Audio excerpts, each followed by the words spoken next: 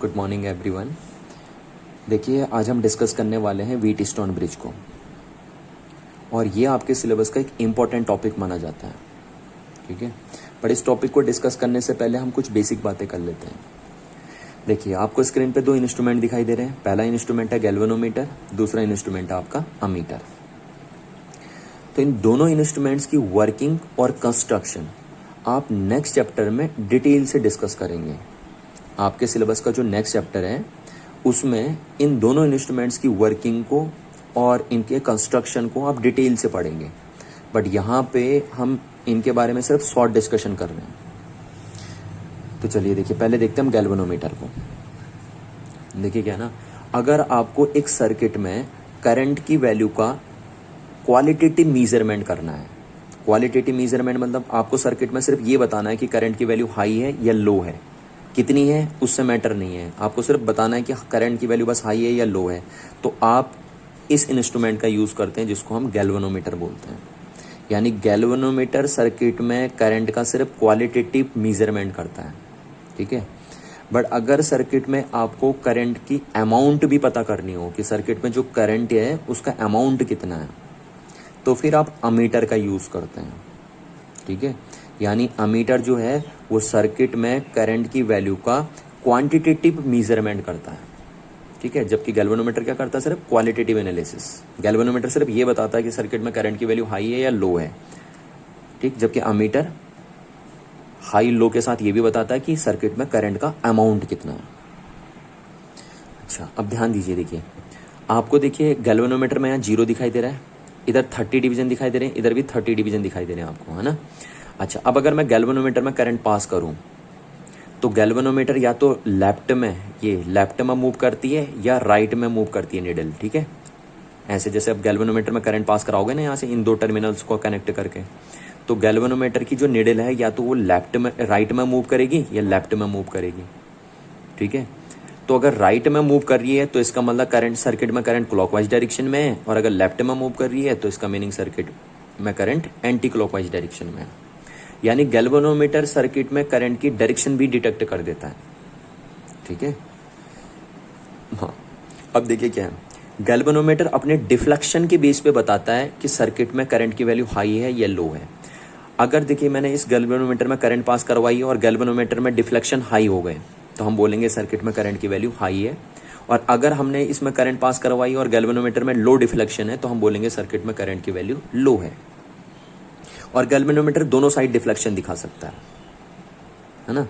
अच्छा, अब सपोज मैंने किसी सर्किट में गैल्वेनोमीटर फिट किया है और गैल्वेनोमीटर ना तो लेफ्ट साइड में डिफ्लेक्ट हो रहा है ना राइट साइड में डिफ्लेक्ट हो रहा है, तो इसका मीनिंग है कि सर्किट में करंट की वैल्यू 0 है, क्योंकि गैल्वेनोमीटर कहीं डिफ्लेक्ट ही नहीं हो रहा है ना। अच्छा, अब नेक्स्ट इंपॉर्टेंट बात जो मेरे को आपको बतानी है वो ये है कि जो अमीटर होता है वो गैल्वेनोमीटर को कैलिब्रेट करके ही बनाया जाता है। ठीक है, अमीटर भी गैल्वेनोमीटर से ही बनता है, बट किस तरीके से बनता है वो हम नेक्स्ट चैप्टर में पढ़ेंगे। ठीक है, यहाँ पे हम उसकी बात नहीं करेंगे, तो ये भी आपको ध्यान रखना है कि अमीटर गैल्वेनोमीटर से ही बनाया जाता है। अच्छा, अब देखिए गैल्वेनोमीटर अंदर से कुछ ऐसा दिखता है आपको, इस टाइप से दिखेगा। जब हम नेक्स्ट चैप्टर में पढ़ेंगे तो इस टाइप से दिखता है गैल्वेनोमीटर कुछ अंदर से, है ना। तो आप देखो तो जरा वायर का यूज हुआ है गैल्वेनोमीटर के कंस्ट्रक्शन के लिए, आप देख रहे हैं ना, गैल्वेनोमीटर का कंस्ट्रक्शन के लिए क्या यूज हो रहा है, वायर यूज हो रहा है। तो जब गैल्वेनोमीटर के कंस्ट्रक्शन के लिए वायर यूज हो रहा है तो और हर एक वायर का आपको पता है रेजिस्टेंस होता है, हर एक वायर के पास अपना रेजिस्टेंस है, तो इसका मीनिंग है कि जो गैल्वेनोमीटर है उसके पास भी अपना एक पर्टिकुलर रेजिस्टेंस होगा। ठीक है, गैल्वेनोमीटर के पास भी क्या होता है, अपना एक पर्टिकुलर रेजिस्टेंस होता है, जिसको हम गैल्वेनोमीटर रेजिस्टेंस बोलते हैं। ठीक है, और आपके सिलेबस में एक प्रैक्टिकल भी होता है इससे रिलेटेड, उस प्रैक्टिकल में आप गैल्वेनोमीटर के रेजिस्टेंस को ही कैलकुलेट करते हैं। ठीक है, तो इस बात का आप ध्यान रखना कि गैल्वेनोमीटर एक इंस्ट्रूमेंट है जो करंट को डिटेक्ट करने के काम आता है सर्किट में, और इसके पास अपना एक पर्टिकुलर रेजिस्टेंस होता है, और ये डिफ्लेक्शन के बेस पे करंट को डिटेक्ट करता है। अगर गैल्वेनोमीटर में डिफ्लेक्शन हाई है तो इसका मतलब सर्किट में करंट की वैल्यू हाई है, और अगर गैल्वेनोमीटर में डिफ्लेक्शन लो है तो इसका मतलब सर्किट में करंट की वैल्यू लो है, और अगर गैल्वेनोमीटर में कोई भी डिफ्लेक्शन नहीं है इसका मतलब सर्किट में करंट की वैल्यू 0 है। ठीक है, तो ये तो बेसिक बातें करी हमने इनके बारे में। चलिए अच्छा, अब देखिए हम डिस्कस करते हैं व्हीट स्टोन ब्रिज को। तो पहली बात तो आपको यहाँ पे ये समझनी है, देखिए कि व्हीट स्टोन एक साइंटिस्ट का नेम है, ये कोई व्हीट्स और स्टोन्स का कॉम्बिनेशन नहीं है, ये एक साइंटिस्ट का नेम है ना। चलिए फिर हम समझते हैं, देखिए ब्रिज क्या है। व्हीट स्टोन ने क्या किया था, उन्होंने 4 रजिस्टर्स को एक ब्रिज के फॉर्मेट में या एक क्वाड्रिलेटरल के फॉर्म में अरेंज किया हुआ था, और इसी अरेंजमेंट को हम व्हीट स्टोन ब्रिज के नेम से कॉल करते हैं। अच्छा, इन्होंने जो अरेंजमेंट लिया था, उस अरेंजमेंट में 3 रजिस्टर्स की वैल्यू वेल नोन थी और 1 रजिस्टर्स की वैल्यू अननोन थी। और व्हीट स्टोन ने बताया कि इस ब्रिज के अंदर एक बैलेंसिंग कंडीशन बनती है, और अगर उस बैलेंसिंग कंडीशन को हम इस ब्रिज में अप्लाई कर देते हैं तो हम इस अननोन रेजिस्टेंस की वैल्यू फाइंड कर सकते हैं in terms of these 3 known register, है ना। इसीलिए हमने इसके इंट्रो में लिखा हुआ है, ये इंट्रोडक्शन है व्हीट स्टोन ब्रिज का। तो हमने इसके इंट्रोडक्शन में इसीलिए लिखा है कि Wheatstone bridge is an arrangement of 4 resistors in the form of bridge used for measuring a unknown resistance in terms of these 3 known resistors. ठीक है। अच्छा देखिए, जो व्हीट स्टोन ब्रिज है ना, वो तो एक थ्योरेटिकल टॉपिक है, ठीक है, ये एक थ्योरेटिकल टॉपिक है सिर्फ बस। बट इसका जो प्रैक्टिकल फॉर्मेट है या इसका जो प्रैक्टिकल वर्जन है, वो 3 फॉर्मेट्स में देखने को मिलता है लैब में। एक मीटर ब्रिज के फॉर्मेट में, एक पोस्ट ऑफिस बॉक्स के फॉर्मेट में, और तीसरा कैरी फॉस्टर ब्रिज के फॉर्मेट में।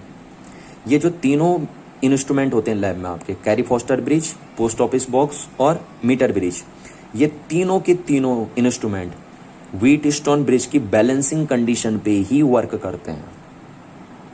ठीक है, तो आपको ध्यान रखना, metre bridge, post office box and Carey Foster bridge, these all 3 instruments in our laboratory are based on Wheatstone bridge principle. देखिए चलिए अब हम बात करते हैं व्हीट स्टोन ब्रिज के कंस्ट्रक्शन की, कि किस तरीके से कंस्ट्रक्ट किया जाता है हमारा व्हीट स्टोन ब्रिज। ठीक है, सबसे पहले हमारे पास होते हैं 4 रजिस्टर्स, और उनको हम क्वाड्रिलेटरल के फॉर्म में या ब्रिज के फॉर्म में इस तरीके से अरेंज कर देते हैं। अच्छा, इसीलिए हम इसको व्हीट स्टोन ब्रिज बोल रहे हैं। ठीक है, उसके बाद देखिए, इस सर्किट को ऑपरेट करने के लिए या कंडक्ट करने के लिए हम ए और सी पॉइंट्स के बीच में एक बैटरी को या एक सेल को एक की के हेल्प से कनेक्ट कर देते हैं। तो इस सेल का काम होता है इस सर्किट को ऑपरेट करना या कंडक्ट करना। अच्छा, अब हम बी और डी पॉइंट्स के बीच में एक गैल्वेनोमीटर को एक की के हेल्प से कनेक्ट कर देते हैं। ठीक है। अच्छा, अब यहाँ पे एक क्वेश्चन हमारे दिमाग में आता है, या हमसे क्वेश्चन बच्चे पूछते हैं कि सर ये गैल्वेनोमीटर को यहाँ कनेक्ट करने के पीछे क्या रीज़न है ना। सेल को कनेक्ट करने का रीज़न तो हमारे समझ में आता है कि सेल को सर्किट को ऑपरेट करने के लिए यूज़ किया गया है सेल को, पर एक गैल्वेनोमीटर को यहाँ क्यों यूज़ कर दिया आपने। तो देखिए सिंपल सी बात है, जो ये व्हीट स्टोन ब्रिज है आपका, ये हमेशा बैलेंसिंग कंडीशन पे ही ऑपरेट होता है। ध्यान रखना इस बात का, क्या बोला मैंने, व्हीट स्टोन ब्रिज हमेशा बैलेंसिंग कंडीशन पे ही ऑपरेट किया जाता है। अगर आप इसको बैलेंसिंग कंडीशन पे ऑपरेट नहीं करेंगे तो फिर इसका कोई भी पर्पस नहीं है, ये यूजलेस है अगर आप इसको बैलेंसिंग कंडीशन पे ऑपरेट नहीं करेंगे तो यानी इस सर्किट के अंदर बैलेंसिंग कंडीशन एक बहुत इंपॉर्टेंट कंडीशन है ना। और उसी बैलेंसिंग कंडीशन को चेक करने के लिए ये गैल्वेनोमीटर यूज किया जाता है यहाँ पे। ठीक है, तो यहाँ इस सर्किट में एक गैल्वेनोमीटर लगाने का पर्पज आपको समझ में आना चाहिए कि क्यों हम इस गैल्वेनोमीटर को यहाँ कनेक्ट करते हैं। क्यों कनेक्ट करते हैं, इस सर्किट की बैलेंसिंग कंडीशन को चेक करने के लिए। और कैसे करता है ये गैल्वेनोमीटर सर्किट की बैलेंसिंग कंडीशन को चेक, देखिए तरीका बता रहा हूँ मैं आपको। जैसे आपने इस की को ऑन किया और इस की को भी ऑन कर दिया, ठीक है, तो अब सर्किट ऑन हो गया आपका। अच्छा, अब अगर सर्किट ऑन हो गया और इस गैल्वेनोमीटर में डिफ्लेक्शन या तो लेफ्ट को आ रहे हैं या राइट को आ रहे हैं, है ना, यानी सर्किट ऑन होने से अगर एक गैल्वेनोमीटर डिफ्लेक्शन शो कर रहा है तो इसका मतलब ये ब्रिज या ये सर्किट बैलेंस नहीं है। ठीक है, क्योंकि गैल्वेनोमीटर डिफ्लेक्शन शो कर रहा है। पर अगर मैंने सर्किट को ऑन कर दिया, जैसे इसको भी ऑन कर दिया, इसको भी ऑन कर दिया, यानी सर्किट ऑन हो गया, और फिर भी गैल्वेनोमीटर में कोई डिफ्लेक्शन नहीं है, यानी गैल्वेनोमीटर ऐसे है, नीडल 0 पे है गैल्वेनोमीटर की, कहीं नहीं जा रहा गैल्वेनोमीटर, ना तो लेफ्ट में जा रहा है ना राइट में जा रहा है, तो इसका मीनिंग उस केस में हम बोलेंगे कि ये ब्रिज बैलेंस है, क्योंकि गैल्वेनोमीटर में कोई भी डिफ्लेक्शन शो नहीं हो रहे हैं। तो इस तरीके से गैल्वेनोमीटर के डिफ्लेक्शन को देख के हम बता सकते हैं कि ये सर्किट बैलेंस है या नहीं है, है ना। इसीलिए हम गैल्वेनोमीटर का यूज़ करते हैं यहाँ पे। चलिए, अच्छा मैंने आपको एक बात बताई थी, देखिए कि गैल्वेनोमीटर में एक टर्मिनल प्लस होता है और एक माइनस होता है ना। तो आप गैल्वेनोमीटर का प्लस टर्मिनल यहाँ भी कनेक्ट कर सकते हैं और आप यहाँ भी कनेक्ट कर सकते हैं, कोई रेस्ट्रिक्शन नहीं है, क्योंकि आपको पता है galvanometer both side deflection show करता है, तो इसलिए आप गैल्वेनोमीटर के प्लस को यहाँ भी कनेक्ट कर सकते हैं या यहाँ भी कनेक्ट कर सकते हैं। ठीक है, चलिए। अच्छा, अब हम बात करते हैं, देखिए कि जो ये व्हीटस्टोन ब्रिज होता है इसमें 4 रजिस्टर कनेक्टेड होते हैं, जिसमें से 3 रजिस्टर्स की वैल्यू वेल नोन होती है और 1 रजिस्टर्स की वैल्यू अननोन होती है। और सिर्फ इसी अननोन रजिस्टेंस की वैल्यू को फाइंड आउट करने के लिए ही हम ये अरेंजमेंट तैयार करते हैं। बस इस अरेंजमेंट का मेन पर्पज ही ये है कि हम इस अननोन रेजिस्टेंस की वैल्यू को पता करेंगे। ठीक है ना। अच्छा, अब देखिए व्हीटस्टोन कहते हैं कि इस ब्रिज के अंदर अगर आप बैलेंसिंग कंडीशन अप्लाई करेंगे, क्या कहा मैंने कि व्हीटस्टोन ने कहा कि इस ब्रिज के अंदर अगर एक बैलेंसिंग कंडीशन अप्लाई करेंगे तो आप इस अननोन रेजिस्टेंस की वैल्यू फाइंड कर सकते हैं in terms of these 3 known resistors. ठीक है, तो इसका ये मतलब है कि अगर आप इस ब्रिज के अंदर बैलेंसिंग कंडीशन अप्लाई नहीं करेंगे तो फिर आप इस अननोन रेजिस्टेंस की वैल्यू को फाइंड नहीं कर सकते इन terms of these 3 known register, है ना। आप इसको सिर्फ तभी फाइंड आउट कर सकते हैं in terms of these 3 known register जब इस ब्रिज के अंदर बैलेंसिंग कंडीशन हो। अच्छा, अब बात आती कि इस ब्रिज के अंदर वो बैलेंसिंग कंडीशन बनाई कैसे जाए, या वो बैलेंसिंग कंडीशन होती क्या है ना। कब हम कहेंगे कि ब्रिज बैलेंस है, तो उसको अभी हम डिस्कस कर लेते हैं। ठीक है, अभी बताऊंगा मैं आपको कि कब हम बोलेंगे कि ये ब्रिज बैलेंस है और कब हम कैसे हम इस ब्रिज को बैलेंस करते हैं। चलिए, अच्छा अब देखिए यहाँ पे जो 2 रजिस्टर हैं आपके पास, ठीक है, इनकी वैल्यू होती है फिक्स और वेल नोन। इनको आप छेड़ेंगे नहीं, बिल्कुल वेल नोन होती हैं और फिक्स होती है इनकी वैल्यू। अच्छा, अब जो ये रजिस्टर आपको दिख रहा है यहाँ पे, ये रजिस्टर एडजस्टेबल होता है ना। इसके रेजिस्टेंस की वैल्यू को आप कम ज़्यादा कर सकते हैं, एडजस्ट कर सकते हैं, और इसी को एडजस्ट करके, इसी रेजिस्टेंस की वैल्यू को एडजस्ट करके आप इस ब्रिज को बैलेंस करते हैं। तो ध्यान रखना, इस ब्रिज को बैलेंस कैसे करते हैं, इस रजिस्टर की हेल्प से करते हैं। ठीक है, तो जैसे आप इसको कम ज़्यादा करके इस ब्रिज को बैलेंस करेंगे। अच्छा, अब आप क्या करेंगे, इसकी वैल्यू को कम ज़्यादा करके ब्रिज को बैलेंस करने की कोशिश करेंगे, है ना। तो आप इसको कम ज़्यादा करते रहे और देखा आपने कि एक टाइम ऐसा आया जब ये ब्रिज बैलेंस हो गया। ठीक है, तो जिस टाइम ब्रिज बैलेंस हो जाएगा बस अब उसके बाद आप इसको नहीं छेड़ेंगे, क्योंकि आपका पर्पस पूरा हो गया ना। आपका पर्पस क्या था, इसको एडजस्ट करके ब्रिज को बैलेंस करना, और अगर ब्रिज बैलेंस हो चुका है तो बस अब आप इसको छेड़ेंगे नहीं, है ना। तो जब ब्रिज बैलेंस हो जाएगा उस टाइम इसकी वैल्यू भी क्या हो जाएगी, फिक्स हो जाएगी, है ना। और अगर फिक्स है तो ये वेल नोन वैल्यू हो जाएगी उस टाइम जब ब्रिज बैलेंस है। तो देखिए जब ब्रिज बैलेंस है तो उस टाइम ये दोनों तो पहले से ही वेल नोन थे, पर ये भी वेल नोन हो जाएगा उस टाइम जब ब्रिज बैलेंस होगा। ठीक है, और ये अननोन है। तो यानी जब ब्रिज बैलेंस होगा उस टाइम सिर्फ ये अननोन होगा, बाकी ये तीनों नोन होंगे। पर जब तक ब्रिज बैलेंस नहीं है तब तक ये भी क्या रहेगा, एक तरीके से फिक्स नहीं रहेगा। ठीक है ना, ये बात आपको ध्यान रखनी है। चलिए, तो यानी इस रजिस्टर की हेल्प से हम ब्रिज को बैलेंस करेंगे। ठीक है, और जब ब्रिज बैलेंस हो जाएगा तो उस टाइम इसकी वैल्यू भी क्या हो जाएगी, फिक्स हो जाएगी और वेल नोन हो जाएगी।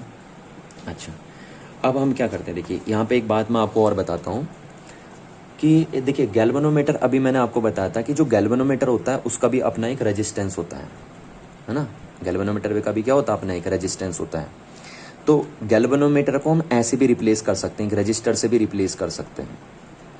ठीक है ना, ये देखिए ये तो यहाँ पे अब जो हमें जी इंडिकेट कर रहे हैं वो गैल्वेनोमीटर का सिंबल इंडिकेट नहीं कर रहा है, वो गैल्वेनोमीटर के सिंबल के साथ साथ गैल्वेनोमीटर के रेजिस्टेंस को भी इंडिकेट कर रहा है।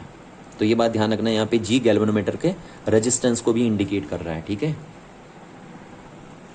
अच्छा चलिए अब हम सर्किट में करंट का डिस्ट्रीब्यूशन कर देते हैं। तो ये सर्किट हम ऐसे भी बना सकते हैं। ठीक है, अच्छा अब हम सर्किट में करंट का डिस्ट्रीब्यूशन करते हैं। तो हमने ये की ऑन कर दी और ये की भी ऑन कर दी। ठीक है, पहले आप इस की को ऑन करेंगे, इस की को नहीं करेंगे डायरेक्ट ऑन, क्योंकि पहले आप इसको ऑन करेंगे फिर इसको ऑन करेंगे तो हो सकता है आपका गैल्वेनोमीटर कि निडल ब्रेक हो जाए आपकी, है ना, ये गैल्वेनोमीटर आपका डिस्ट्रॉय हो जाए, ऐसा भी हो सकता है। तो आप पहले इस की को ऑन करेंगे फिर इस की को ऑन करेंगे। ये पूछा भी जाता है आपसे कि पहले आप किस की को ऑन करेंगे, तो आप बैटरी की को ऑन करेंगे पहले। अच्छा, अब हम करंट का डिस्ट्रीब्यूशन करते हैं। देखिए, तो सपोज मैंने माना कि बैटरी से आई करंट डिस्पैच हुई, तो ये आई करंट डिस्पैच हो गई, यहाँ से यहाँ तक आएगी आई करंट। अब यहाँ पे आपका बन गया जंक्शन, देखिए बना नहीं बना जंक्शन, है ना। तो अब इस जंक्शन से आपको करंट का डिस्ट्रीब्यूशन करना है, तो आप किरचॉफ लॉ की हेल्प से कर सकते हैं। मैंने आपको बताया था ना किरचॉफ करंट लॉ, और उसकी हेल्प से हम सर्किट में करंट का डिस्ट्रीब्यूशन करते हैं।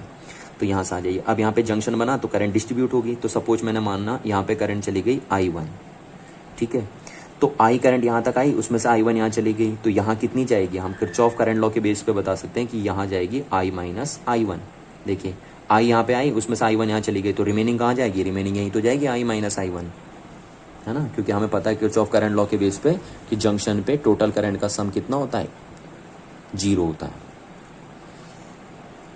अच्छा, अब देखिए यहाँ से यहाँ तक करंट आएगी आपकी I माइनस I1, क्योंकि यहाँ से यहाँ तक एक ब्रांच है ना, तो एक ब्रांच में एक जैसी करंट आती है, तो यहाँ से यहाँ तक आएगी I माइनस I1 करंट, ठीक है, यहाँ तक आएगी। अच्छा, यहाँ से यहाँ तक जाएगी I1 करंट आपकी, क्लियर है बात। अच्छा, अब I1 करंट यहाँ तक जाएगी। अब यहाँ पे फिर जंक्शन बन गया आपका, तो यहाँ पे फिर एक बार किरचॉफ करंट लॉ अप्लाई होगा आपका, यहाँ से फिर करंट आप डिस्ट्रीब्यूट करेंगे। तो सपोज इसमें से I1 में से IG करंट यहाँ चली गई, IG मैंने इसलिए लिखा, I मतलब करंट और G स्टैंड फॉर गैल्वेनोमीटर, है ना, तो करंट पासेस थ्रू ना गैल्वेनोमीटर को मैंने क्या लिख दिया, IG लिख दिया, यानी ये वो करंट है जो गैल्वेनोमीटर से पास होके जा रही है, ठीक है। तो ये लगा दिया हमने यहाँ पे I1। अच्छा, ये I1 में से IG इधर चली गई, तो बाकी रिमेनिंग किधर जाएगी, देखिए रिमेनिंग इधर चली जाएगी, I1 यहाँ आई, उसमें से IG इधर चली गई, तो I1 माइनस IG करंट यहाँ चली जाएगी आपकी, है ना, किरचॉफ करंट लॉ के बेस पे ये चली गई यहाँ, और यहाँ से यहाँ तक करंट सेम चलेगी। अच्छा, यहाँ से कितनी करंट आई नीचे, देखिए यहाँ पे करंट आई आपकी IG, यानी गैल्वेनोमीटर से IG करंट पास होके जा रही है। यहाँ पे आई IG, यहाँ पे आई I माइनस I1, तो यहाँ कितनी जाएगी देखिए, तो आपको पता है इनकमिंग करंट का सम आउटगोइंग करंट के सम के इक्वल होगा, तो यहाँ जो करंट जाएगी वो जाएगी I minus I1 plus IG, है ना, क्योंकि इनकमिंग करंट का सम किसके इक्वल होना चाहिए, आउटगोइंग करंट के सम के इक्वल होना चाहिए, तो ये करंट जाएगी यहाँ से इधर को, ठीक है। अब यहाँ पे आएगी इतनी करंट, देखिए I minus I1 plus IG, ठीक, यहाँ से आई I1 माइनस IG, तो यहाँ से कितनी बाहर निकलेगी, देखिए ये दोनों करंट इनकमिंग है, तो आउटगोइंग करंट क्या होगी, इन दोनों का सम होगी। तो अगर इन दोनों का सम करें तो देखिए I1 से I1 कैंसिल आउट हो जाएगा, IG से IG कैंसिल आउट हो जाएगा, और बचेगी कितनी करंट, I करंट, है ना, और यहाँ से यहाँ तक करंट सेम आएगी, ठीक है। तो देखिए आपने फाइनली बैटरी से कितनी करंट निकाली थी आपने I, और फाइनली बैटरी को कितनी करंट दे दी, I करंट दे दी। इसका मतलब आपने करंट का डिस्ट्रीब्यूशन बिल्कुल करेक्ट किया है, ठीक है, क्योंकि जब भी आप बैटरी से अगर I करंट निकालते हैं सपोज, और उसको पूरे सर्किट में डिस्ट्रीब्यूट करके लाते हैं, और दोबारा बैटरी को अगर आप I करंट दे देते हैं, तो इसका मतलब आपने सर्किट में करंट का डिस्ट्रीब्यूशन बिल्कुल करेक्ट किया है। अच्छा, तो ये हमने करंट का डिस्ट्रीब्यूशन भी कर दिया इस सर्किट में। चलिए देखिए, यहाँ पे बच्चे अक्सर एक क्वेश्चन पूछते रहते हैं कि सर व्हीटस्टोन ब्रिज तो 5 रजिस्टर्स का कॉम्बिनेशन है, 1 2 3 4 5 रजिस्टर्स का कॉम्बिनेशन है, पर आप तो बार बार हमें बता रहे हैं कि sir Wheatstone bridge is an arrangement of 4 register, ऐसा क्यों, है ना। तो देखिए ऐसा इसलिए है, मैंने आपको बताया था कि व्हीटस्टोन ब्रिज हमेशा बैलेंसिंग कंडीशन पे ही यूजफुल होता है। अगर बैलेंसिंग कंडीशन नहीं है व्हीटस्टोन ब्रिज के अंदर तो ये यूजलेस है, ठीक है। तो ध्यान रखना, ये हमेशा बैलेंसिंग कंडीशन पे ही ऑपरेट किया जाएगा। अच्छा, अब जब व्हीटस्टोन ब्रिज बैलेंस होता है ना, तो उस टाइम इस रजिस्टर को यहाँ आप कनेक्ट नहीं करेंगे तो कोई फर्क नहीं पड़ता, आप इसको यहाँ से उखाड़ के फेंक सकते हैं जब ब्रिज बैलेंस होता तो, ठीक है। इसीलिए हम कहते हैं कि Wheatstone bridge is an arrangement of 4 register, ठीक है, क्योंकि इसको हम काउंट नहीं करते हैं जब ब्रिज बैलेंस होता तो, इसको हम हटा सकते हैं यहाँ से बिल्कुल। तो इस बात को भी अपने दिमाग में बिठा के रखना आपको। चलिए अब हम बात करते हैं इसके प्रिंसिपल की, ठीक है, कि किस तरीके से ऑपरेट होता है हमारा व्हीटस्टोन ब्रिज। तो चलिए सबसे पहले हमने ये की कनेक्ट की, ये की कनेक्ट करी, ठीक है, सर्किट ऑन हो गया आपका, गैल्वेनोमीटर चलने लग गया, ये सब कुछ होने लग गया, गैल्वेनोमीटर ऐसे ऐसे डिफ्लेक्शन शो करने लग गया आपका, ठीक है। अब हमने क्या किया, इस रजिस्टर को एडजस्ट करेंगे, है ना। मैंने आपसे क्या कहा था ना, इस सर्किट को बैलेंस किसकी हेल्प से करेंगे, इस रजिस्टर की हेल्प से करेंगे हम बैलेंस। तो ये सर्किट ऑपरेट हो रहा है, गैल्वेनोमीटर इधर उधर भाग रहा है, ठीक है, सर्किट ऑन हो चुका है। अच्छा, अब हम इसकी वैल्यू को एडजस्ट करेंगे, इस रजिस्टर की वैल्यू को कम ज़्यादा करेंगे, कम ज़्यादा करते रहेंगे। एक टाइम ऐसा आया कि जिस टाइम इस रजिस्टर की वैल्यू R हो गई, कितनी हो गई, R, उस टाइम गैल्वेनोमीटर में करंट हो गई 0। ध्यान रखना क्या बोला मैंने, इसको मैं एडजस्ट करते रहा, और जिस टाइम मैंने इसके रेजिस्टेंस की वैल्यू कर दी R, उस टाइम क्या हुआ कि गैल्वेनोमीटर में करंट की वैल्यू हो गई 0। ठीक है, तो हमने देखा कि इफ गैल्वेनोमीटर में करंट कितनी हुई 0, तो अगर गैल्वेनोमीटर में जिस टाइम करंट 0 हुई तो हमने चेक करके देखा उस टाइम हमारा क्या निकला, देन P अपॉन Q, इन दोनों रजिस्टर का जो रेशियो है वो इन दोनों रजिस्टर के रेशियो के बराबर निकला। ये देखिए बहुत इंपॉर्टेंट कंडीशन यहाँ से निकल के आई है ना, कि जैसे हमने इसको एडजस्ट करके R पे फिक्स किया तो देखा गैल्वेनोमीटर में करंट आई 0, और जब अगर गैल्वेनोमीटर में करंट 0 है तो उस टाइम ये ब्रिज क्या बोला जाएगा, बैलेंस बोला जाएगा। और हमने देखा ऑब्जर्व करके कि जैसे गैल्वेनोमीटर में करंट 0 है तो इन दोनों रजिस्टर का रेशियो इन दोनों रजिस्टर के रेशियो के इक्वल हो रहा है।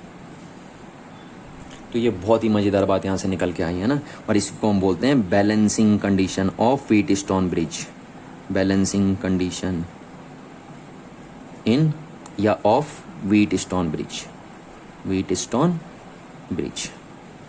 क्योंकि अब इस केस में ब्रिज बैलेंस होगा क्योंकि गैल्वेनोमीटर में कोई डिफ्लेक्शन शो नहीं होंगे, है ना। गैल्वेनोमीटर में करंट कितनी हो गई 0, तो गैल्वेनोमीटर में कोई डिफ्लेक्शन शो नहीं होंगे जबकि सर्किट ऑन है, तो ब्रिज बैलेंस हो गया। ये देखिए, और जिस टाइम गैल्वेनोमीटर में करंट 0 है तो इन दोनों रजिस्टर का रेशियो इन दोनों रजिस्टर के रेशियो के इक्वल आ रहा है आपका। तो ध्यान दीजिए इस बात का ना कि ये व्हीटस्टोन ब्रिज बैलेंस कब बोला जाता है, ये बैलेंस तब बोला जाता है जब गैल्वेनोमीटर में करंट कितनी हो 0 हो, और वो तभी हो सकता है जब इन दोनों रजिस्टर का रेशियो इन दोनों रजिस्टर के रेशियो के इक्वल हो जाए। अच्छा देखिए, अब यहाँ पे एक चीज गौर करिए, देखिए यहाँ करंट 0 है ना, तो इसका मतलब इस पॉइंट का और इस पॉइंट का पोटेंशियल इक्वल है, यानी सी पॉइंट का पोटेंशियल और डी पॉइंट का पोटेंशियल इक्वल है। ये पॉइंट इक्व पोटेंशियल हो गए, क्योंकि अगर यहाँ करंट नहीं आ रही है तो इसका मतलब इस पॉइंट का पोटेंशियल और इस पॉइंट का पोटेंशियल सेम है, क्योंकि हमें पता है ना इक्व पोटेंशियल पॉइंट्स के बीच में करंट फ्लो नहीं होती है। करंट फ्लो तब होती है जब एक पॉइंट हायर पोटेंशियल पर होता है, एक लोअर पोटेंशियल पर होता है। अगर दोनों पॉइंट इक्व पोटेंशियल पर हो गए तो करंट की वैल्यू 0 हो जाती है। तो अगर यहाँ करंट नहीं आ रही गैल्वेनोमीटर में कोई भी, तो इसका मतलब इस पॉइंट का पोटेंशियल और इस पॉइंट का पोटेंशियल इक्वल हो गया आपका। ठीक है, तो हम ये भी बोल सकते हैं, हम ये भी बोल सकते हैं कि अगर ये कंडीशन हुई, यानी इन दो पॉइंट्स का पोटेंशियल सेम हुआ, तो इसका मतलब होगा इन दोनों रजिस्टर का रेशियो इन दोनों रजिस्टर के रेशियो के इक्वल होगा। या हम ये भी बोल सकते हैं कि अगर यहाँ गैल्वेनोमीटर में करंट 0 हुई तो इसका मतलब इन दोनों रेजिस्टेंस का रेशियो इन दोनों रेजिस्टेंस के रेशियो के इक्वल होगा, और उस टाइम ब्रिज बैलेंसिंग कंडीशन में होगा। ठीक है, तो अब देखिए इसमें कोई करंट ही नहीं है तो इसको यहाँ लगाइए या ना लगाइए कोई फर्क नहीं पड़ता, क्योंकि रेजिस्टेंस का इंपॉर्टेंस तो तब होता है ना जब उसके अंदर करंट फ्लो होती है। जब रजिस्टर के अंदर करंट ही फ्लो नहीं हो रही है तो उसको लगा के या ना लगा के कोई फर्क नहीं पड़ता है। और यहाँ से देखिए हम वाइस वर्सा में भी बोल सकते हैं। ठीक है, यहाँ से हम इस सेंटेंस को वाइस वर्सा में भी कॉल कर सकते हैं। हम कह सकते हैं कि if the ratio of these two resistors are equal to the ratio of these two resistors, then IG will be 0 and the bridge is balance। ठीक है ना, तो ये बात आपको समझ में आ जानी चाहिए। अच्छा, अब यहाँ पे देखिए ये हमें यहाँ से अगर S निकालना है तो S इक्वल टू क्या हो जाएगा, P upon Q into S equal to Q upon P into R। ये हो जाएगा ना, ये इधर जाएगा वो उधर जाएगा ये इधर जाएगा, तो ये हो गया हमारे पास। तो देखिए ये देखिए, अगर ब्रिज बैलेंस है ना, ये तभी तो बन रहा है। ब्रिज के अंदर ये कंडीशन कब बन रही है, जब ब्रिज बैलेंस है। तो अब अगर देखो हमें Q की वैल्यू पता है, P की वैल्यू पता है, R की वैल्यू पता है, तो हम S की वैल्यू कैलकुलेट कर सकते हैं नहीं कर सकते हैं, है ना, बिल्कुल कर सकते हैं हम। तो इसीलिए हम कह रहे हैं कि व्हीटस्टोन ब्रिज जब बैलेंसिंग कंडीशन में होता है तो उस टाइम हम एक अननोन रेजिस्टेंस की वैल्यू 3 नोन रेजिस्टेंस के टर्म्स में कैलकुलेट कर सकते हैं। ठीक है, तो इस बात को आपको ध्यान रखना है, बहुत इंपॉर्टेंट चीज़ है। और जो आपके प्रैक्टिकल का आपके सिलेबस का प्रैक्टिकल नंबर 2nd और 3rd हैं वो इसी पे बेस्ड हैं, इसी कंसेप्ट पे बेस्ड हैं आपके। ठीक है, तो ध्यान से देखना आपको इस चीज़ को। चलिए अब हम इसको प्रूफ करते हैं। ठीक है, प्रूफ करते हैं हम कि क्या ये बात सही है या नहीं है। थ्योरेटिकल, ये तो प्रैक्टिकली बात आएगी ना, जब आप प्रैक्टिकल करेंगे तब तो ये बात निकल ही आएगी आपके सामने, पर थ्योरेटिकली भी हम इस बात को चेक करके देखते हैं कि ये बात सही है या नहीं है। ठीक है, यानी अगर ये कंडीशन है तो तभी ये बनेगी, या जब ये है तभी ये बनेगी, है ना। उल्टा कैसे भी बोल सकते हैं, अगर ये कंडीशन है इस सर्किट के अंदर तो ये बनेगा, और अगर ये कंडीशन है तो फिर ये चीज़ भी होगी। आप कैसे भी बोल सकते हो, ये भी बोल सकते हो और ये भी बोल सकते हो, दोनों में से कोई भी कंडीशन आप बोल सकते हैं। चलिए अब हम इस बात को प्रूफ करते हैं। ठीक है, तो हम किसी एक सेंटेंस को लेके चले जाएं, इसको लेके चलो या इसको लेके चलो, जो तुम्हारी मर्जी हो रही है, तो हम इसको लेके चलते हैं, ठीक है। इसको इसलिए लेके चल रहे हैं हम क्योंकि हमें पता होता है कि हमें अननोन रेजिस्टेंस की वैल्यू कैलकुलेट करनी होती है ना, तो इसलिए हम इससे ये दिखाते हैं, ना कि इससे ये दिखाते हैं ना। तो इसलिए हमेशा हम इस फॉर्मूले, इस स्टेटमेंट के थ्रू ही व्हीटस्टोन ब्रिज को प्रूफ करते हैं। चलो, तो अब मैं इसको प्रूफ कर रहा हूँ, ठीक है।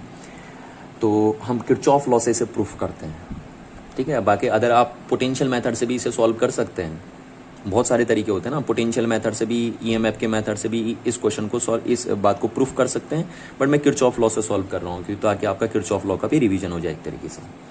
चलिए, तो अब मैं यहाँ पे किरचॉफ वोल्टेज लॉ अप्लाई कर रहा हूँ, है ना, क्योंकि किरचॉफ करंट लॉ तो मैं पहले ही अप्लाई कर चुका हूँ। वो बात मैंने आपको प्रीवियस क्लास में बताई थी ना कि किरचॉफ वोल्टेज लॉ आप जब भी अप्लाई करते हैं उसके लिए जरूरी है कि पहले आप किरचॉफ करंट लॉ अप्लाई कीजिए। तो आपने किरचॉफ करंट लॉ तो पहले ही अप्लाई कर दिया करंट डिस्ट्रीब्यूट करके, अब हम किरचॉफ वोल्टेज लॉ अप्लाई कर रहे हैं।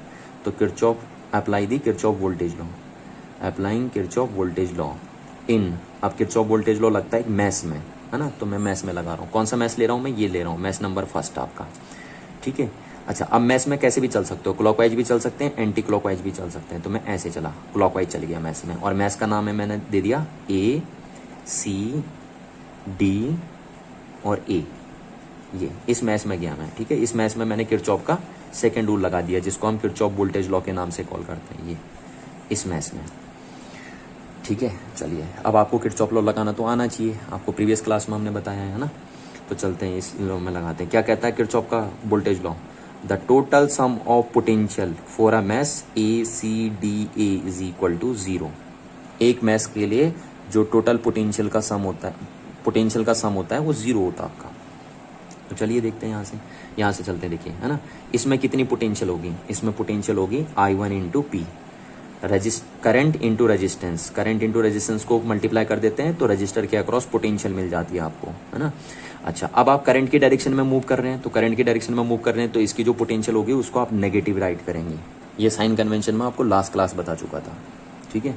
अच्छा, अब इधर आ जाइए, देखिए यहाँ नीचे, यहाँ से ऐसे चले ना आप, तो इसमें जो पोटेंशियल होगी वो कितनी होगी, देखिए IG इंटू जी, ठीक है, और प्लस होगी या माइनस होगी। तो देखिए आप करंट की डायरेक्शन में चल रहे हैं तो इसका मीनिंग ये पोटेंशियल माइनस की होगी, ठीक है। अब आ जाइए इधर को आ रहे हैं आप, है ना, इधर को चल रहे हैं अब आप, तो इधर को चल रहे हैं तो देखिए इसमें जो पोटेंशियल होगी वो कितनी होगी, रेजिस्टेंस इंटू करंट, ये इसमें रेजिस्टेंस कितना है इसका R, और करंट कितनी है इसकी I माइनस I1 है, ठीक है। अब देखिए आप इधर को मूव कर रहे हैं, करंट इधर को मूव कर रही है, तो इसमें जो पोटेंशियल होगी उसको आप प्लस लिखेंगे, ठीक है ना, और इज इक्वल टू, आप यहाँ पे पहुँच गए, इज इक्वल टू 0 होना चाहिए ये, क्योंकि एक मैस में टोटल सम ऑफ पोटेंशियल कितना होना चाहिए आपका, 0 होना चाहिए।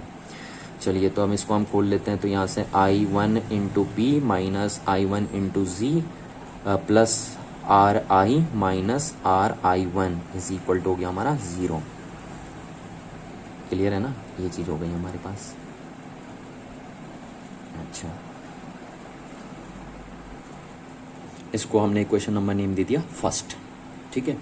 अच्छा, अब हम किरचॉफ लॉ लगा रहे हैं इस मैस में, इस वाले मैस में, किसमें, ये वाले मैस में। अब एक मैस में आप कैसे भी चल सकते हो, तो इसको हमने मैस नंबर सेकंड नेम दे दिया, और इसमें आप क्लॉकवाइज भी चल सकते हो, एंटी क्लॉकवाइज भी चल सकते हो। तो मैं ऐसे चला क्लॉकवाइज, ठीक है।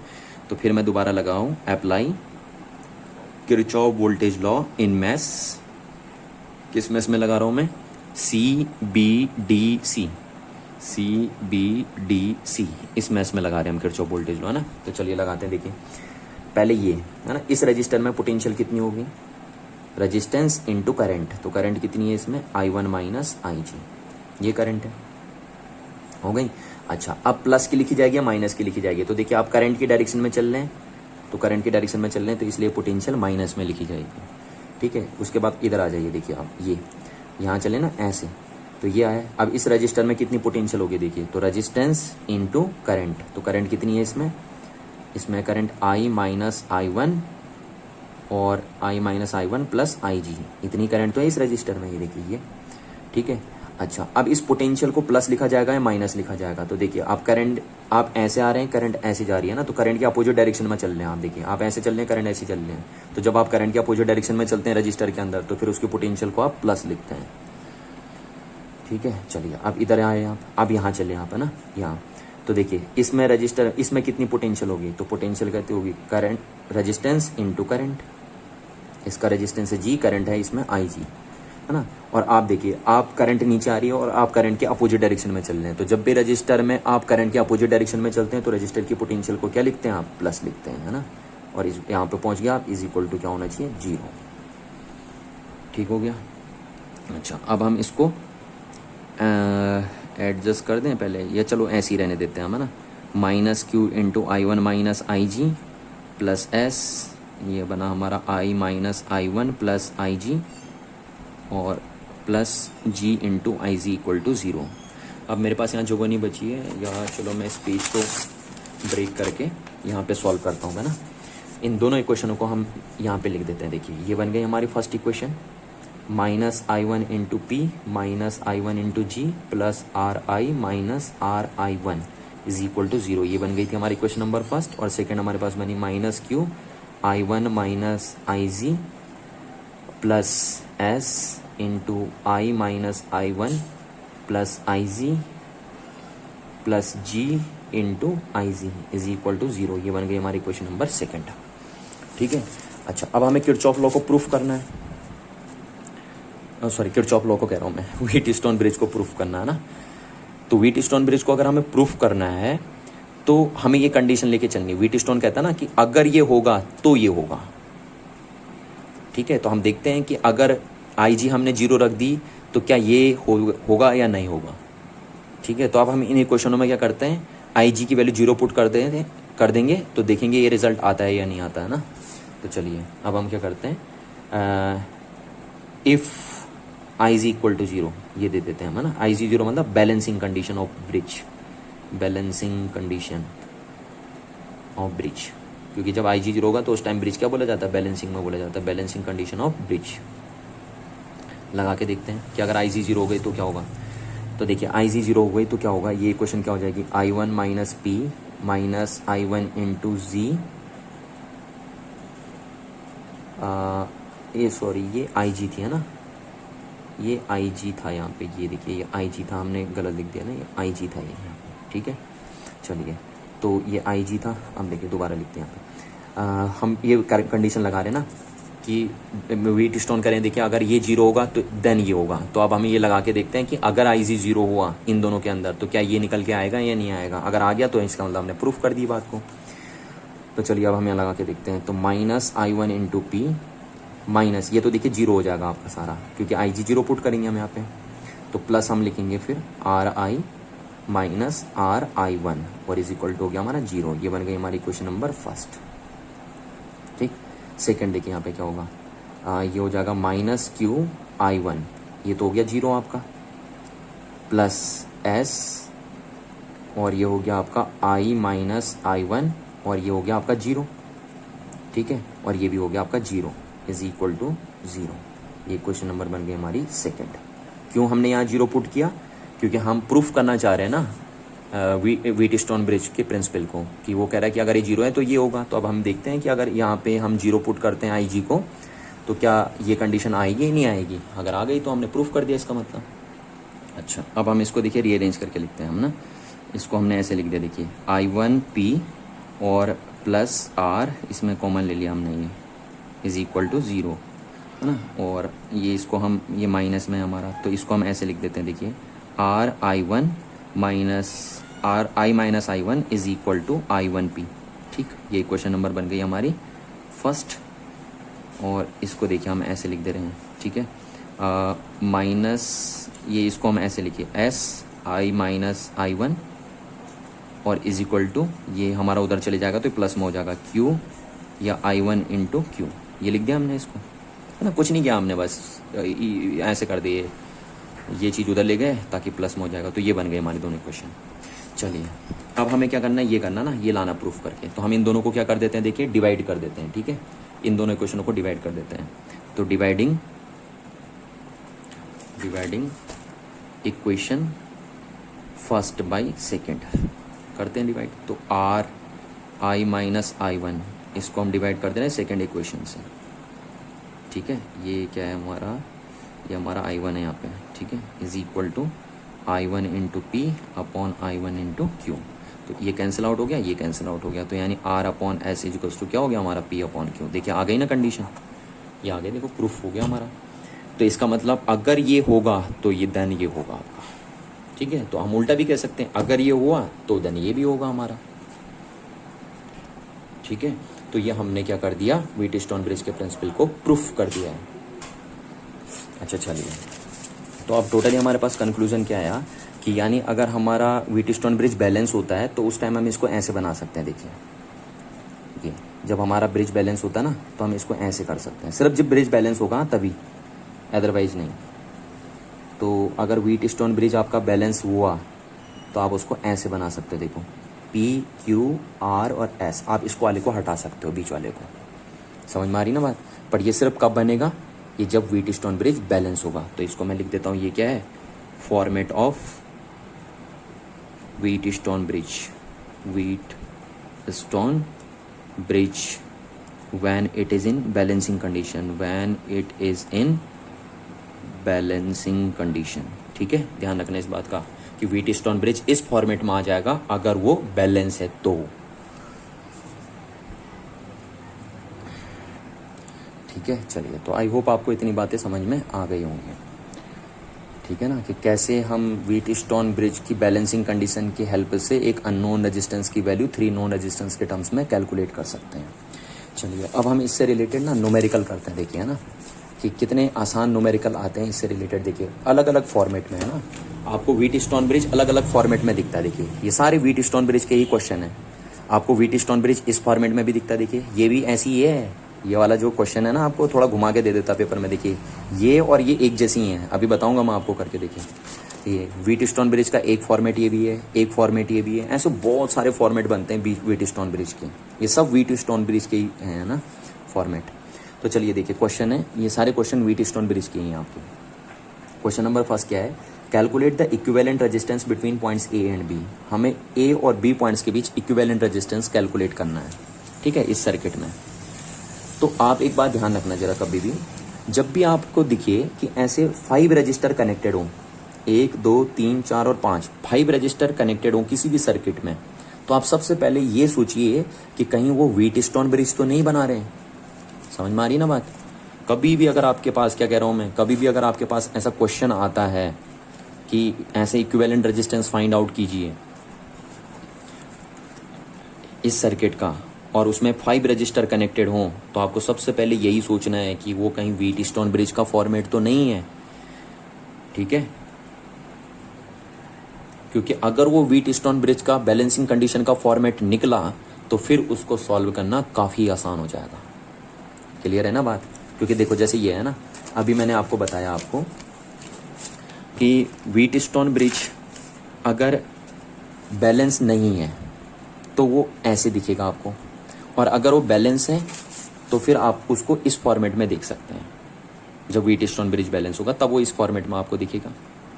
क्लियर है बात।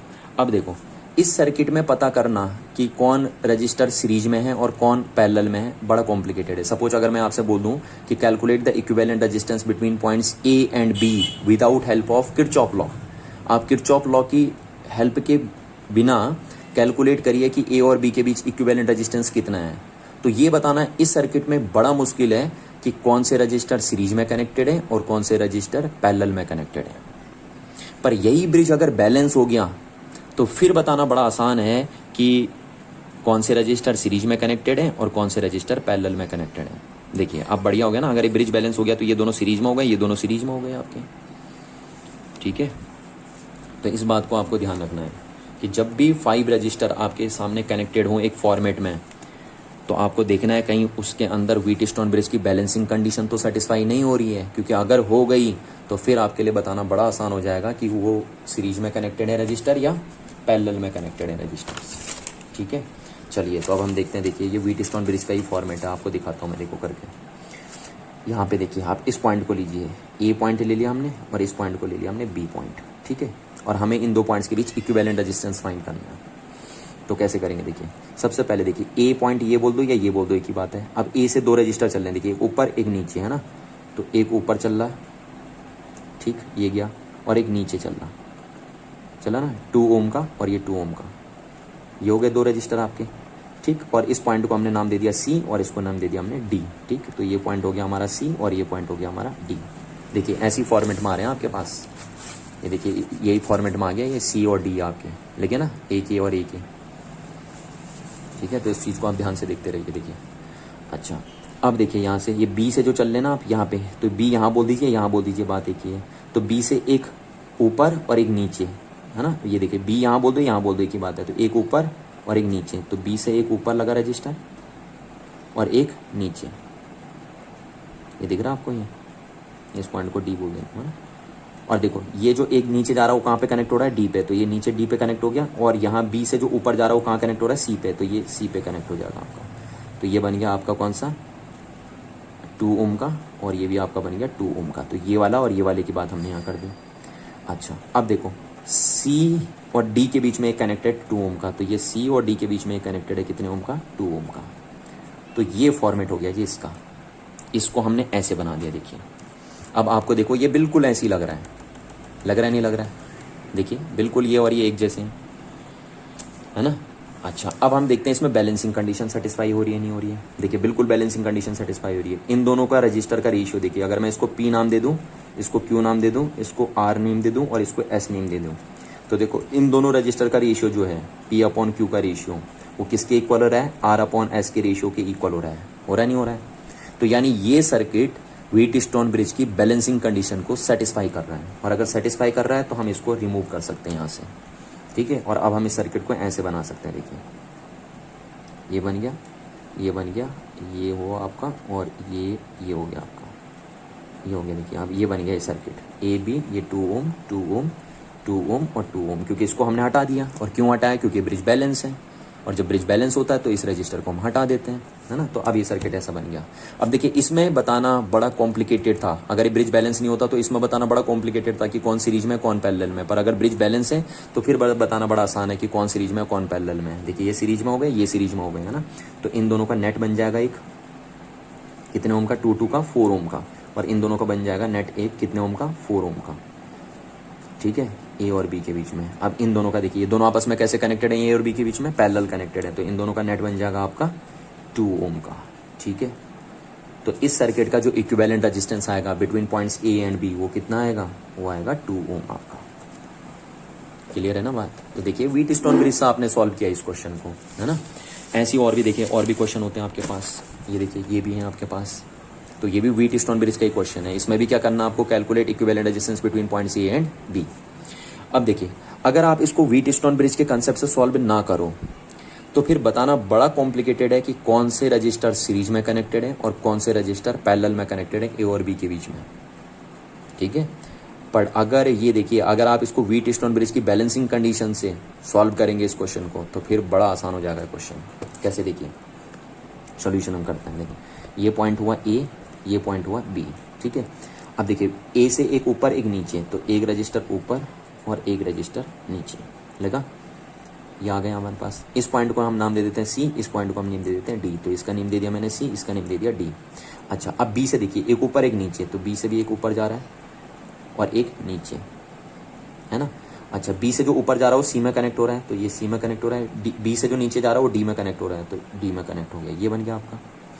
अच्छा और सी और डी के बीच में एक कनेक्टेड है, तो सी और डी के बीच में कनेक्टेड है, और ये आर और आर ये तो हमें पता है दोनों सीरीज में है, तो इनको हम 2R लिख सकते हैं, ठीक है। ये हो गया, ये आर हो गया हमारा, ये आर हो गया, ये आर हो गया और ये आर हो गया। फिर वही इसको हमने पी नाम दे दिया, इसको क्यू नेम दे दिया, इसको हमने आर नेम दे दिया और इसको हमने एस नेम दे दिया। अब यहाँ पे भी देखिए वही balancing condition of Wheatstone bridge satisfy हो रही है। देखिए पी अपॉन क्यू का रेशियो किसके इक्वल हो रहा है, आर अपॉन एस के रेशियो के इक्वल हो रहा है नहीं हो रहा है ना। तो यहाँ पे भी balancing condition of Wheatstone bridge satisfy हो रही है, तो हम कह सकते हैं कि हम इसको रिमूव कर सकते हैं यहाँ से, क्योंकि ये balancing condition of Wheatstone bridge को सेटिस्फाई कर रहा है, तो हम इसको हटा सकते हैं यहाँ से।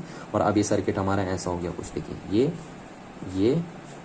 ये रजिस्टर और एक रजिस्टर ये हो गया हमारा, ये 4 रजिस्टर लगे हैं ना। अब आप आसान बता सकते हो, देखो ये दोनों सीरीज में हो गए, ये दोनों सीरीज में हो गए, इन दोनों का जो नेट बनेगा और इन दोनों का जो नेट बनेगा वो आपस में पैरेलल हो जाएंगे, लाइक दिस वन, जैसे ये किया था हमने अभी, है ना। ये इस टाइप से हो जाएगा ये आपका सॉल्व, ठीक है। तो ये सारे क्वेश्चन देखो आपको व्हीटस्टोन ब्रिज के ही दिखाई दे रहे हैं, ठीक है। ये देखिए, अब जैसे ये क्वेश्चन है, देखिए यहाँ पे भी वही पूछा आपसे, है ना, यहाँ पे भी सेम वही क्वेश्चन हमने दे दिया, calculate the equivalent resistance between points A and B. ठीक है, तो यहाँ पे भी देखो 1 2 3 4 5 रजिस्टर आपको दिख रहे हैं, और मैंने आपसे अभी कहा कि जब भी आपको 5 रजिस्टर्स इस तरीके, मतलब 5 रजिस्टर कनेक्ट होते दिखें, तो आप सबसे पहले सोचिए कि कहीं वहाँ पे balancing condition of Wheatstone bridge तो नहीं लग रही है, क्योंकि अगर वो लगी तो फिर क्वेश्चन को सॉल्व करना बड़ा आसान हो जाएगा आपके लिए। ठीक है, चलिए यहाँ पे देखते हैं हम फिर वही ए और बी। अब देखिए ये भी व्हीटस्टोन ब्रिज है, दिखाऊं, देखो ये पॉइंट ए है तो ये पॉइंट भी क्या होगा आपका ए होगा, है ना, और ये पॉइंट अगर बी है तो ये पॉइंट भी आपका क्या होगा बी होगा।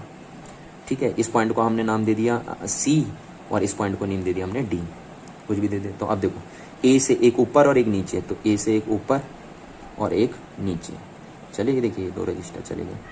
ठीक है, ए से जो ऊपर जा रहा है वो सी पे कनेक्ट हो रहा है, और बी से ए से जो नीचे जा रहा है वो डी पे कनेक्ट हो रहा है, तो डी पे हो गया कनेक्ट। ये कितने का है, आर ओम का, ये भी कितने का, आर ओम का आपका। ठीक है, अच्छा अब बी से देखिए एक ऊपर एक नीचे, तो बी से एक ऊपर जा रहा है और एक कहाँ जा रहा है, नीचे जा रहा है। ठीक है, ये कितने का, आर का, ये भी कितने का, आर का। अच्छा बी से जो ऊपर जा रहा है देखिए वो कहाँ कनेक्ट हो रहा है, सी पे, और बी से जो नीचे जा रहा है वो कहाँ कनेक्ट हो रहा है, डी पे, तो ये कनेक्ट कर दिया। अच्छा अब सी और डी के बीच में ये कनेक्टेड है आर का, ये देखिए, है ना, तो यहाँ पे ये बन गया आपका सर्किट। यानी इस सर्किट को हम ऐसे बना सकते हैं, बना सकते नहीं बना सकते हैं, बिल्कुल बना सकते हैं।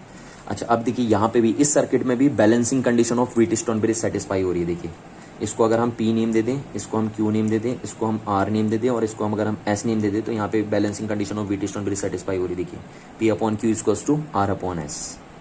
ठीक है, यानी इन दोनों रेजिस्टेंस का रेशियो देखिए, इन दोनों रेजिस्टेंस के रेशियो के इक्वल हो रहा है। कटा ना आपका, हुआ ना आ गया, तो इसका मतलब हम इसको रिमूव कर सकते हैं यहाँ से, और अगर इसको रिमूव कर सकते हैं तो फिर ये सर्किट ऐसे कन्वर्ट हो जाएगा, है ना, और अगर ऐसे कन्वर्ट हो गया तो फिर आप इजीली इक्विवेलेंट रेजिस्टेंस कैलकुलेट कर सकते हो between points A and D.